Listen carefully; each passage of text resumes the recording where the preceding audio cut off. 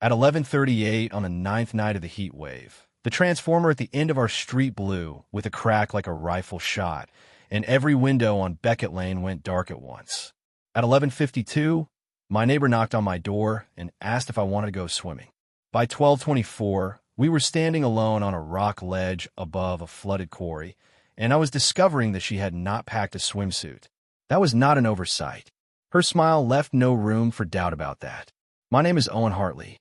I was 28 that summer, working as a mobile auto mechanic in a town where every radiator, apparently, had chosen the same 2 weeks to give up. For 9 straight days, the temperature had refused to drop below 98. I'd spent most of that Thursday on my back under delivery vans, listening to customers say they had no idea how I stood the heat. The answer was badly. I got home around 9:40, stood in a cold shower until my scalp went numb, and stretched out on top of the covers with a box fan aimed at my chest. The duplex I rented had been advertised as full of character. In practice, that meant swollen window frames, floors that announced every footstep, and wiring that treated a window unit and a coffee maker together as an unreasonable request. My neighbor lived in the other half. Her name was Claire Monroe. She was 26, built event installations for a small design studio downtown, and could turn a bare rented hall into something people photographed instead of walking through. She had moved in 13 months earlier with a boyfriend named Spencer, who drove a lease sedan he never washed, and once asked me whether the van was a job or a phase.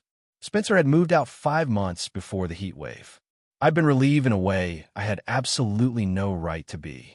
Claire and I had always gotten along. We carried each other's packages in, shared the sagging front porch, and kept an unspoken arrangement.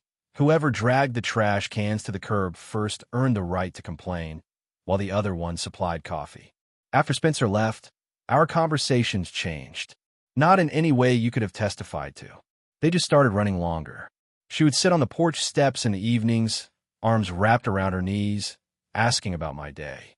I'd tell her about seize bolts, a possum that had colonized a customer's engine bay, and men who watched one video online and then pulled their own radiators.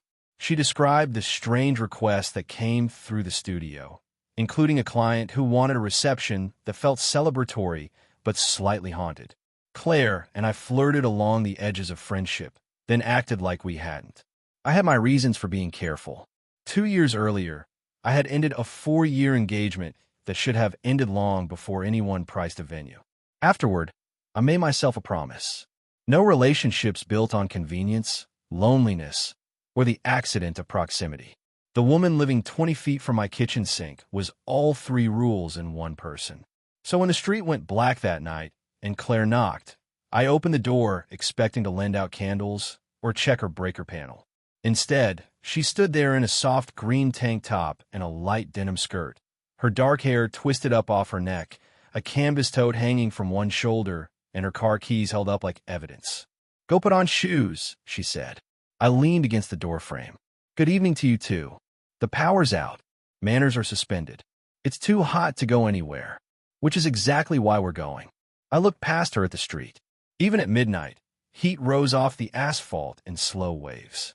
Going where? Holloway Quarry. That's 50 minutes away. 43 if the lights cooperate. That place has been posted since before I could drive. Signs close at dark. There was a brightness in her eyes I hadn't seen since before Spencer left. Not reckless, exactly. More like she had already made up her mind and was enjoying how long I was taking to catch up. "You're inviting me to trespass," I said. "I'm inviting you to swim." Trespassing is a strong word for stepping past a fence. "I have work at 6:30. "You've said that every night for 2 months. "Because every morning I have a job."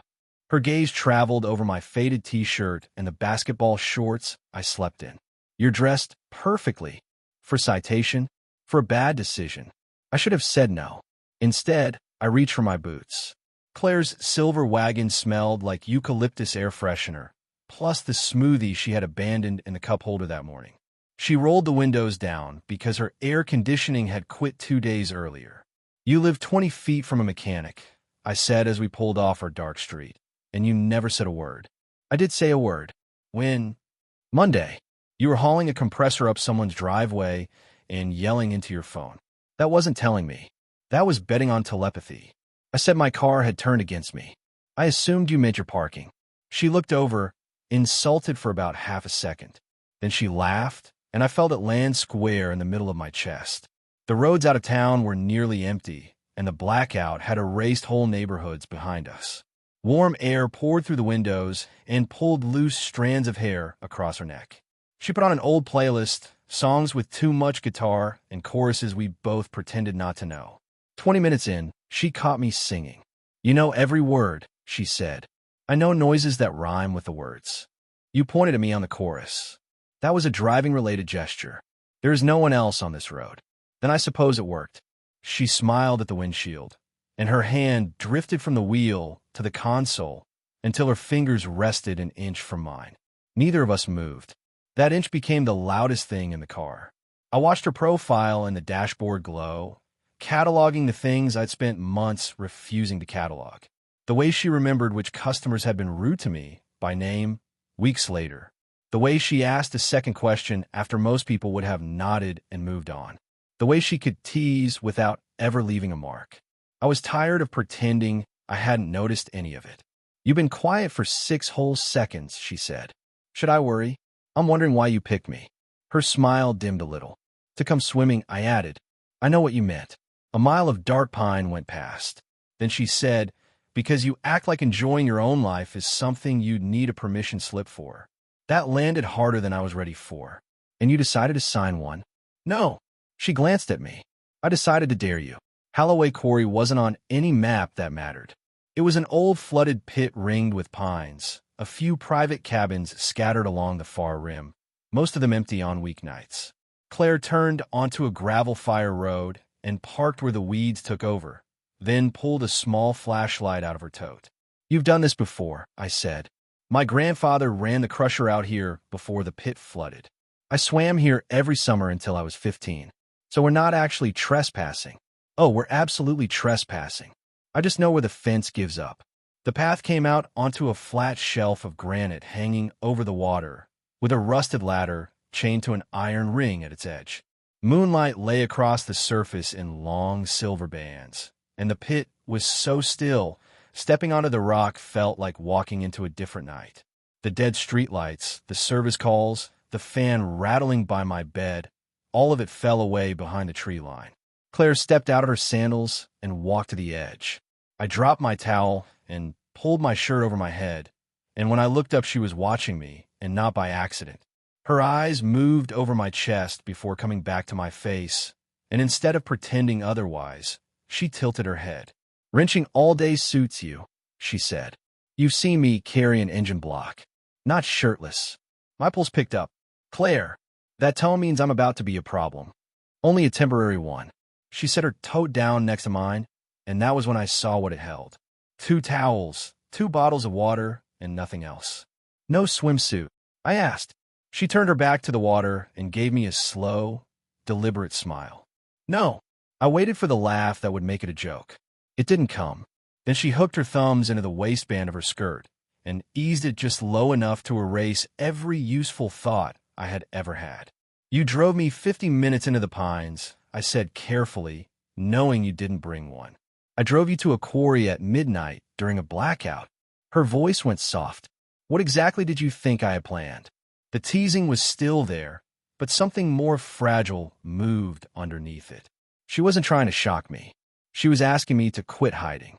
Claire held my eyes and came closer until the warm smell of her skin crowded out the pine.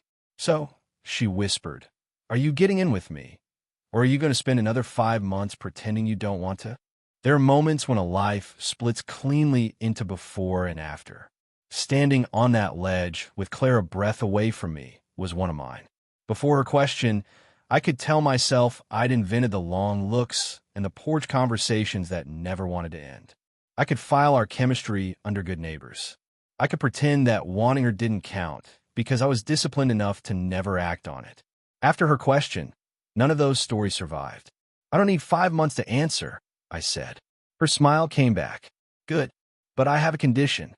"That sounds alarmingly responsible." "You go first." Claire laughed under her breath. Nervous, attempting to be a gentleman. The humor in her face Jen told. She pressed 2 fingers to the center of my chest, a small gesture that stilled every muscle I owned. That, she said, is exactly why I picked you. Then she turned me around by the shoulders. No peeking. You just accused me of pretending not to be interested. Interested and trustworthy aren't enemies. Behind me came the whisper of fabric and the soft sound of it landing on stone. I stared hard at the black line of pines across the water. Then a splash. I turned. Claire was already in, sunk to her shoulders, her hair loose and dark on the surface, her clothes folded in a neat stack beside her sandals. She dragged one arm through the silvered water. Your turn. I could still have backed out. I could have made a joke, sat on the rock, and called that participating. But she hadn't brought me out there for half measures, and neither of us believed I had come for them. I hooked my thumbs into my waistband. Her eyebrows went up. You're welcome to look away, I said. I'm aware. She didn't. I laughed, turned my back, left my shorts on the stone, and dove. The cold hit like a dropped engine. I came up gasping. You said this would feel good. It does. I've lost contact with my internal organs. That means it's working. Claire drifted backward while I swam toward her, keeping a careful few feet between us. The water warmed below the surface, but the night air lifted goosebumps across my shoulders. Is this really what you did out here as a kid? I asked. Not exactly this. What's different? She smiled. I generally wore a swimsuit. So tonight's a special occasion. You're catching up. I sent a sheet of water at her. She spun away laughing and sent back twice as much, and inside of a minute whatever dignity we had brought was gone. We chased each other around the ladder like teenagers, both of us careful to stay mostly under whenever the moon got too generous. Claire reached the ladder first and hooked her arm through the rail. Truce, she said, out of breath. You started it. I invited you. You splashed first. You provoked me. That seems to be tonight's theme. I stopped beside her. The laughter drained off and left the small sound of water tapping stone. Her leg brushed mine under the surface, and neither of us drifted back. Her fingers tightened on the rail. This close, I could see droplets caught on her lashes. Owen, she said. I knew that tone, and it wasn't teasing anymore. What? Tell me if this was a mistake. It was absolutely a mistake. Her face fell, and I closed the distance before she could misread me. But I'm glad we made it. Relief moved through her expression, then something less offended. You're impossible, she whispered. You drove me here under false pretenses. I said swimming. You left out a load-bearing detail. I was afraid you'd say no. I probably would have. Exactly. I set my hand on the rail next to hers. Why tonight? She looked past me toward the bright center of the pit. Because I got tired of wondering. Wondering what? Whether I was making us up. She gestured between us and set off a small ripple. You weren't, I said. I know that now. You could have just asked me. Would you have answered? The honest answer sat there between us. No. She nodded like I had proved her point. You're careful with me. I'm trying not to hurt you. That's what men say when they want credit for keeping one boot out the door. I flinched and Claire saw it. She saw everything. I'm sorry, she said. That was unfair. No, it wasn't. The truth was worse than caution. Since my engagement ended, I had treated distance like a certificate of maturity. If I never promised anyone much, I could never fail an inspection. I called it responsibility because fear sounded worse out loud. I spent 4 years with someone who was waiting for me to become a different man, I said. More polished, more social, less likely to come home with brake dust under my nails. Brake dust is a difficult accessory. I smiled in spite of myself. My point is, I didn't see how far gone it was until we were planning a wedding neither of us wanted. I haven't trusted my own judgment since. Claire studied me. Do you think I'm waiting for a different version of you? No. Then stop billing me for her damage. The words weren't cruel. They were quiet and exact. Her hand left the rail and came to rest against my cheek, and I leaned into it before I could talk myself out of it. I don't know how to do this casually, I admitted. Good. I didn't invite you out here because I needed a swim partner. Her thumb traced the line of my jaw. I invited you because every time you sit next to me on that porch, I spend half the conversation wondering what it would be like if you kissed me. My heartbeat turned almost painful, and the other half, Try not to stare at your mouth. I moved until an inch of water was all that separated us. Are you trying now? No. So I kissed her. It started gentle, almost careful, in spite of everything that had carried us there. Her lips were cool from the water. Then her hand slid to the back of my neck, and she kissed me again with 5 months of waiting behind it. The ladder rail pressed into my side. The water moved around us. Somewhere up in the pines, insects droned underneath the sound of my own pulse. I wrapped an arm around her waist beneath the surface and pulled her in, and she made a small, startled sound against my mouth, and then held on like retreat had been crossed off the list. When we finally broke apart, our foreheads stayed touching. That, she whispered, was also on the agenda. You had an agenda? I had hopes. Aggressive ones. I laughed, and she kissed the corner of my mouth. For a while we floated by the ladder with our arms around each other, and the closeness felt bigger than the missing clothes. It wasn't about seeing her. It was about being seen by her and coming up short on jokes to hide behind. Eventually, Claire shivered. We should get out, I said. You first. You watch me get in, and I stand by my choices. I climbed the ladder, knotted a towel on my waist, and kept my back turned while she came up. A moment later, her towel brushed my arm. You can turn around, she said. She had wrapped it under her arms, wet hair spilling dark over her shoulders. We sat at the edge of a shelf with our feet hanging over the water, and Claire leaned into me. I put an arm around her, and she settled her head under my chin like we had done it 100 times already. So what happens when we get home? She asked. I take you to dinner tomorrow. Her head lifted. On a date. A real one. I thought you would work. I'll survive one slow day. She smiled. Look at you, enjoying your own life. I had a permission slip. No, you made a choice. She was right, and I bent and kissed her again, slower this time. When I pulled back, the smile stayed on her mouth, but something uncertain had come into her eyes. There's something else, she said. Every instinct I had went tight. What? The studio's parent company offered me a promotion. That's great. It would be. The way she said it kept me from celebrating. Where? Nashville. The water below us suddenly felt a long way down. I found out yesterday, she went on. They want an answer by Friday. Friday was 3 days off. I looked at her hand resting next to mine on the cold granite. Is that why you brought me here? Partly. She laced her fingers through mine. I couldn't decide whether to leave, while I could still pretend there was nothing worth staying for. Her hand tightened around mine. And now? I asked. Claire looked at me, open and scared at the same time. Now I know I wasn't making this up. For a few seconds, I said nothing. The promotion hung over the ledge and turned it from a beginning into a countdown. Nashville was 700 miles away. It wasn't across town or even across the state line. It was flight schedules, time zones, and phone calls penciled around 2 jobs. It was everything I had been dodging, arriving 5 minutes after our first kiss. You should take it, I said. Claire's fingers went loose around mine. That was fast. It's a promotion. I know what it is. You shouldn't walk away from a real opportunity because we kissed once. Twice. Claire. No, you're right. She pulled her hand back entirely.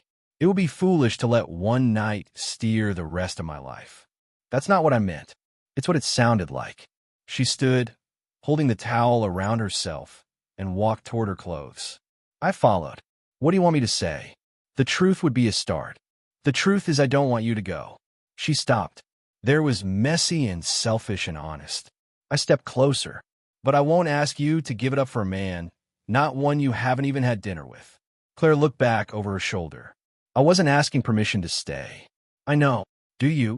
The question stung, because I had done exactly what she called out earlier in the water.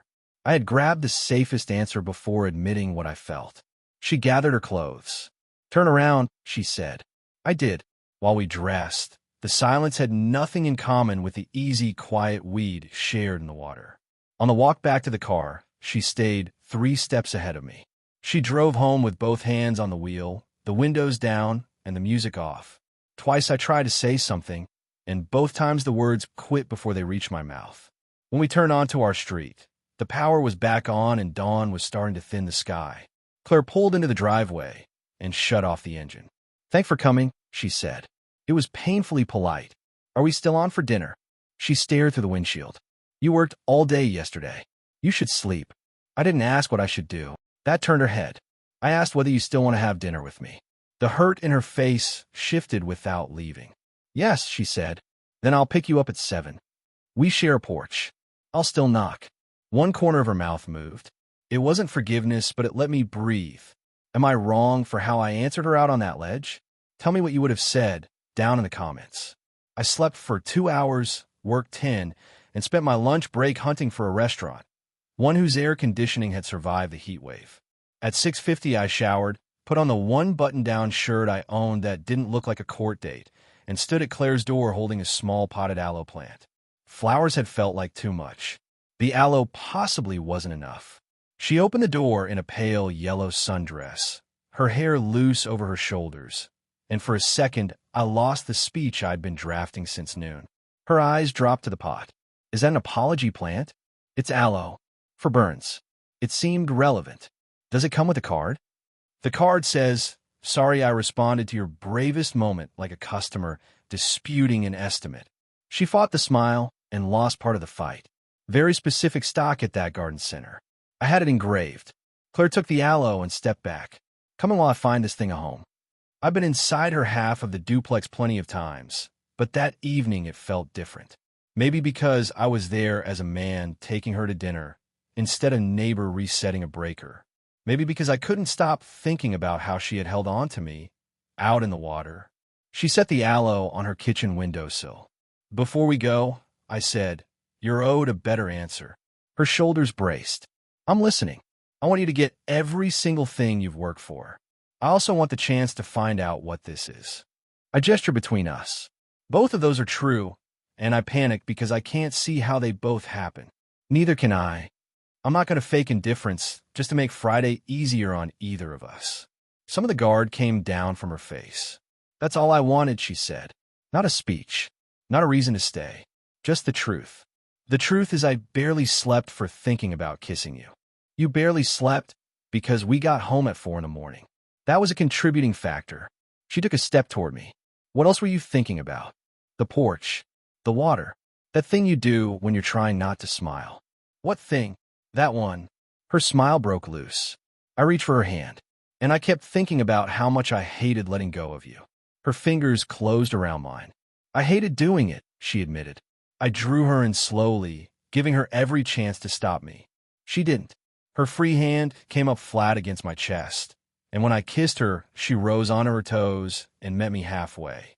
This kiss had no moonlight or adrenaline behind it. We were in her kitchen under an aggressively bright ceiling light, with an apology aloe watching from the sill, and it was better because it was chosen. When we broke apart, she smoothed the front of my shirt. Your collar's crooked, she whispered. I've been under significant pressure. Clearly. Still want dinner? Yes. But if you tell me to order whatever I want because it's my decision, I'm walking home. I was going to recommend the meatloaf. The restaurant was a 24-hour diner out by the interstate, with Arctic air, conditioning, and menus you could hose down. Claire ordered French toast for dinner. I got a patty melt, then surrendered half my onion rings because she kept reaching across the table. This is larceny, I said as she took another. We're dating now. It's a tariff. Are we? She stopped with the onion ring halfway to her mouth. I hadn't meant it as a challenge, but it landed like one. I'd like to be, I said. Claire set the ring down. Even if I take the job? Yes. You don't know what that would look like.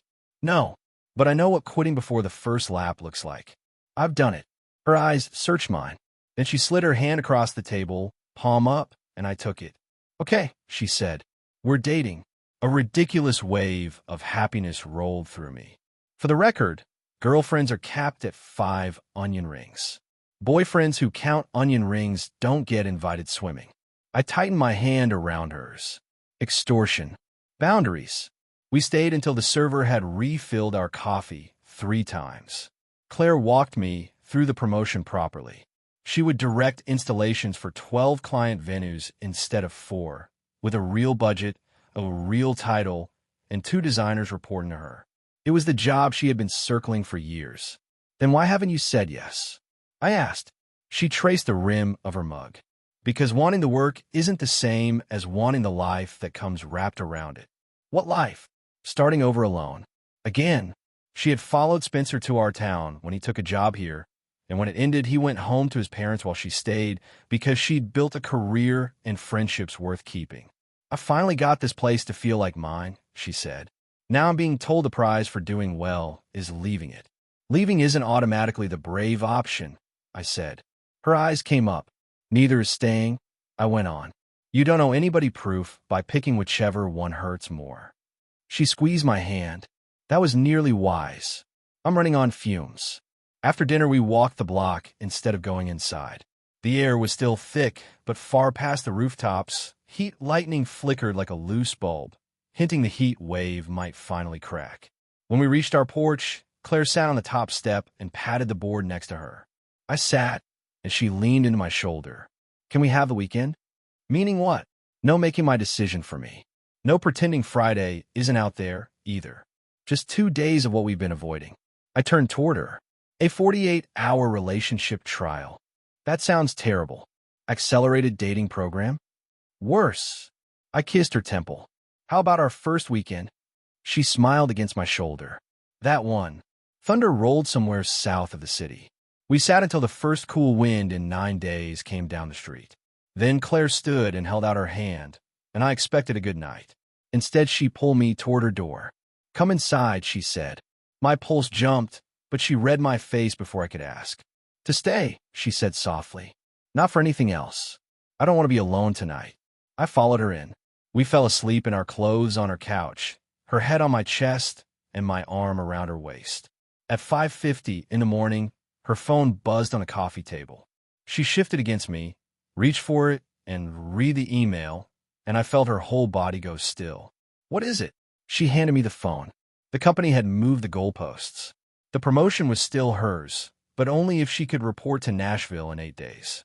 8 days, Claire said, sitting up and reading the email a second time, as if the number might behave better under supervision. It was supposed to be 5 weeks. I scrubbed the sleep out of my eyes. Did they say why it changed? The market lead resigned.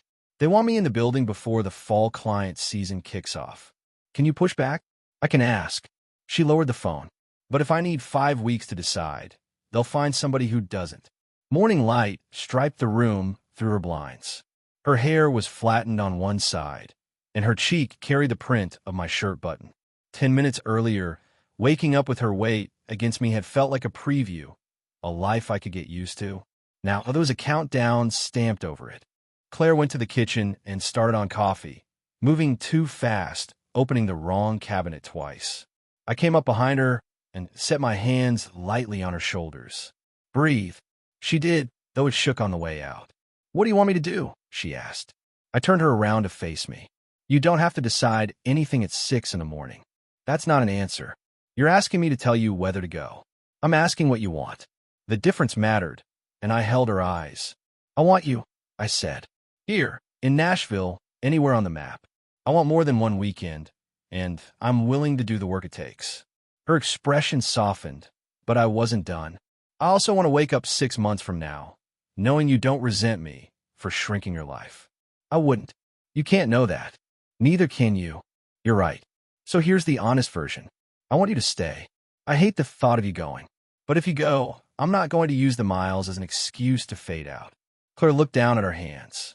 You'd try long distance? I'd do more than try. I'd book flights. I'd call when I said I would. I'd learn to sleep without confiscating your blanket. You don't know that I confiscate blankets. You took the couch quilt at 3 in the morning. I was cold. You rolled yourself up like a burrito. Her mouth curved despite everything. I'd visit, I went on, and I'd expect you back here sometimes, and we'd find out whether this can turn into something real without either of us torching a career after 3 dates. We've had 1 date. The Quarry counts. The Quarry was an ambush. It was memorable. She stepped in and rested her forehead against my chest. I'm scared, she admitted. So am I. Last night felt like a door finally opening, and this morning somebody relocated the whole building. I wrapped my arms around her. So we stopped trying to solve next year before breakfast. She tipped her head back. What do we solve instead? Today. And what happens today? I'll make the coffee because you're doing it wrong. She gave me a tired laugh, then kissed me. It wasn't dramatic. It was warm and half awake, carrying the weight of two people who wanted something neither one knew how to keep. When she pulled back, she touched my cheek. Okay, she whispered. Today, we treated that Saturday like a whole relationship folded into 12 hours. We bought biscuits from a food truck and ate them in the shade behind the farmer's market. Claire bought a paper bag of plums while insisting there was no dignified way to eat one, and proved it on the first bite when the juice ran down her wrist. I handed her a napkin. Not one word. I was going to say you look elegant. You were going to say something about our first date ending with no clothes and our second starting like this. I'm more refined than that. You brought me an aloe plant. After breakfast, she took me to the studio. It was closed, but she had a key, and she led me through the workshop and the finished staging bays, explaining why the heights and colors and light temperatures mattered. I had driven past that building for years, without understanding how much of her was inside it. This one's my favorite, she said, stopping under a canopy of 184 folded paper cranes, suspended over a run of pale green silk. You folded all of those. Every single one. I'd have surrendered around 30. She bumped her shoulder into mine. Then she showed me the concept boards on her tablet for the campaign she'd be leading out of Nashville, and her voice changed as she talked. Faster, brighter, certain. Watching her, I understood the thing I hadn't wanted to admit. She needed to take the job, not because leaving was braver and not because ambition outranked us. She needed it because the work made her more herself, and I would have had to squint not to see it. Claire caught the look on my face. Don't what? Look at me like you've settled my decision. I haven't. You think I want you to go? I think you light up when you talk about it. Her eyes shone wet. That doesn't make it easier. I know. Tell me you wish the offer had come from here. I wish it had come from the shop across the street. She laughed through the tears standing in her eyes, and I caught one with my thumb before it fell. And I wish we'd quit being cowards months ago, I said. You had a boyfriend. After Spencer, then. I was trying to be respectful. You were hiding. So were you. She weighed that, then nodded. Fair. I kissed her under the paper cranes. That evening the heat wave finally broke. Rain came through so hard and sudden that the street disappeared behind silver sheets, and Claire and I stood on the porch watching steam curl off the pavement. This is how normal people go swimming during a storm, I said, fully dressed. She grabbed my hand and pulled me down the steps. What are you doing? Collecting back pay. Within seconds we were soaked through. Claire tipped her face up into the rain and laughed, and I spun her once on the sidewalk, badly enough that we nearly went down together. She caught the front of my shirt and hauled me close, and we kissed under the streetlight with rain running off our chins.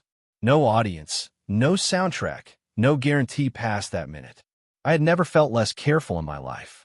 On Sunday morning, Claire called her new boss. She asked for extra time, and they gave her 2 days. She asked about starting remotely, and they said the season kickoff had to be in person. Then they asked for her answer. Claire looked at me across her kitchen table. I nodded, not to decide for her, but to remind her she wasn't standing there alone. I accept, she said. The words hurt. They also made me proud, and both things were true at once. After the call, she sat very still, so I came around the table and pulled her up on her feet. You okay? No, me neither. She pressed her face into my shoulder. Tell me this wasn't a mistake. I can't promise that. She pulled back, startled. I can promise it won't become one because of me, I said. I'm not going anywhere just because you are. Claire kissed me hard enough to back me into the table. The next week disappeared into cardboard and checklists. I worked days and helped her pack nights. We argued about whether one woman required 7 throw pillows, then loaded all 7 because she threatened to leave my aloe on the curb. On our last night, we sat on the porch floor between 2 open boxes, eating tacos out of foil. Her half of the duplex was nearly empty behind us. You realize, she said, most people date longer than 13 days before attempting 700 miles. Most people wear swimsuits on a first date. You're never letting that go. Not once. She set her food down and turned serious. My car won't hold everything. The movers come tomorrow, and the plan was to fly out Wednesday. Okay, but I changed my mind. My stomach dropped. About the job? No. She took my hand. About flying. Meaning what? I want to drive it. That's a long haul alone. I don't want to do it alone. The meaning settled in between us. You want me to come? Just for the drive. Help me land. See Nashville. See what I'm asking you to be part of. I thought about the calendar, the service calls stacked in next week, and every careful excuse I could still reach for. Then I thought about the ledge and the question that had started all of it. Are you getting in with me? When do we leave? I asked. Her eyes went bright. Tuesday morning. I'll make it work. Claire leaned over and kissed me, smiling against my mouth, then pulled back. One more thing. What? I don't want you coming just to carry boxes. Her fingers tightened on mine. I want you to look at the city and tell me whether you could ever picture staying. There is a version of me who would have heard that question as pressure. He would have pointed out that we had been dating for 13 days. He would have listed every reason to move was unrealistic and filed the list under maturity. I didn't want to be him anymore. I can picture it, I said. Claire, search my face. You haven't even seen it. I don't mean Nashville specifically. I mean building a life somewhere with you in it. Her eyes filled, and she looked away before anything spilled. I'm not asking you to move next week, she said. I know how unhinged that would be. Good, because I got 4 great jobs on the books. She laughed and pressed the back of her wrist under one eye. Romance survives. I'm saying I'll look. Actually, look. I won't spend the visit building a case against it. That's all I'm asking. I lifted our joined hands and kissed her knuckles. And if I hate Nashville, we'll find a different answer. What if you love Nashville and hate my new apartment? Then I'll move you again. What if the humidity makes you dramatic? I'm dating a woman who ambushes men at Quarry's. My tolerance is high. She climbed into my lap and kissed me until we nearly tipped the salsa. Tuesday morning, we loaded her wagon until the rear springs sat low under clothes, kitchen boxes, and the 7 throw pillows she refused to sacrifice. I had scraped together 4 days off. My boss assumed I was having some kind of crisis, since I had never voluntarily taken more than a long weekend, and he wasn't entirely wrong. Claire locked her door and stood on the porch a moment, looking at the empty half of the duplex. Ready? I asked. No. I held out my hand anyway, and she took it. We drove west with the windows up because I had fixed her air conditioning 2 nights before we left. Apparently love was patient, love was kind, and love recharged a refrigerant system in a driveway after dark. The trip took 2 days because Claire stopped for every scenic overlook and one roadside attraction billing itself as the world's largest mailbox. It doesn't even hold mail, I said, standing under it. You're bitter because you wanted to climb it. I'm bitter about false advertising. She photographed me scowling under the mailbox and set it as my contact picture. That night we stopped at a motel off the interstate. The room had 1 bed, a neon sign buzzing outside the window, and a wall unit old enough to vote. I had it running inside of 10 minutes with a screwdriver from my bag. Claire sat cross-legged on the bed, watching. You really do carry tools everywhere. You carried 7 pillows across 2 state lines. Those are structural. When a unit rattled to life, I turned around, and she was standing right behind me. She slid her arms around my waist. Thank you for coming, she said. I said I would. I know. I'm still getting used to people meaning it. I understood what she was telling me. From the pieces she'd shared, Spencer had promised plenty and treated every promise as a rough draft. I tucked a strand of hair behind her ear. I'm going home after this trip, I said quietly. I know, and I don't know when I can move or if. I know that too. But I'm here now. When I leave, I'll call. When we make plans, I'll keep them. You won't ever have to guess whether I'm still choosing you. Her hands locked behind my back. Neither will you, she said. Then she kissed me, and that motel with the buzzing sign became the place we made our first real promise. Not forever. Not yet. Just honesty, effort, and no more pretending. Nashville rose up the next afternoon, the skyline standing against a sky stacked with white summer clouds. Claire's new apartment was the 2nd floor of an old brick building with tall windows, floors that sloped toward the kitchen, and a narrow balcony over an alley. It has character, she said. That means bad wiring. You're impossible. You like me? I do. The words were simple, but they stopped me where I stood. They seemed to surprise her, too. I set down the box I was carrying. Say that again. I like the apartment. Claire. Her smile turned shy.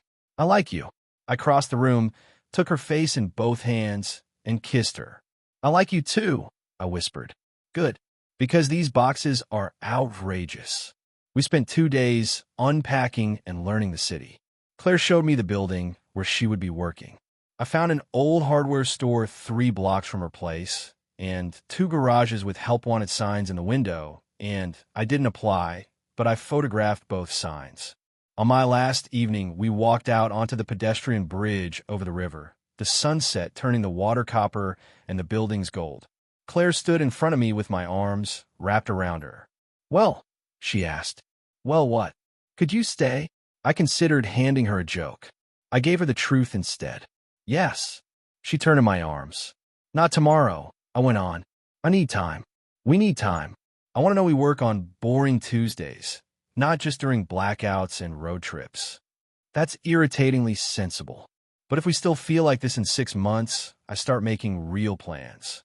She touched my cheek. And until then, we become frequent flyers. Long distance wasn't romantic most of the time. It was missed calls, delayed connections, and dinners eaten over video while one of us fought a bad signal. It was Claire crying after a flagship client gutted her first proposal, and me wishing I could do more than listen through a phone speaker. It was her flying home for 48 hours and falling asleep on my couch 20 minutes into the movie. But there were good parts too. Every visit was a choice, made out loud, over and over. She met me at the Nashville airport once, wearing the same green tank top from the Quarry, because she knew exactly what it did to my concentration. I mailed her the aloe after she accused me of loving it more than her, and she sent back photos of it thriving on her new windowsill. At 3 months, I told my boss I was thinking about moving. At 5, I interviewed with a fleet service outfit on the east side of Nashville. At 6, they offered me the job, with better pay and vacation days I might actually use. I didn't say yes on the spot. I called Claire. Do you still want me there? I asked. She went quiet long enough to scare me. Then she said, more than I wanted you at the Quarry. I accepted. I rented a place 3 blocks from hers instead of moving straight in, and Claire pretended to be insulted for about 9 minutes before admitting she liked that we were choosing every step instead of racing to prove something. By the following summer, we were ready. We found a small house with a deep porch, wiring that passed inspection on the first try, and enough yard for the fig tree Claire swore we needed. On the anniversary of the blackout, we drove back to Holloway Quarry. The same moonlight lay in silver bands across the water, and the same rusted ladder hung from its ring at the edge of the rock. This time Claire carried a bag. Did you pack swimsuits? I asked. She gave me the smile that had rearranged my whole life. I packed for several outcomes. We sat at the edge of the ledge, her head on my shoulder and my hand resting over hers, and behind us sat 2 towels, 2 swimsuits, and the keys to a house with a fig tree in the yard. For years, I had believed love was proved by certainty.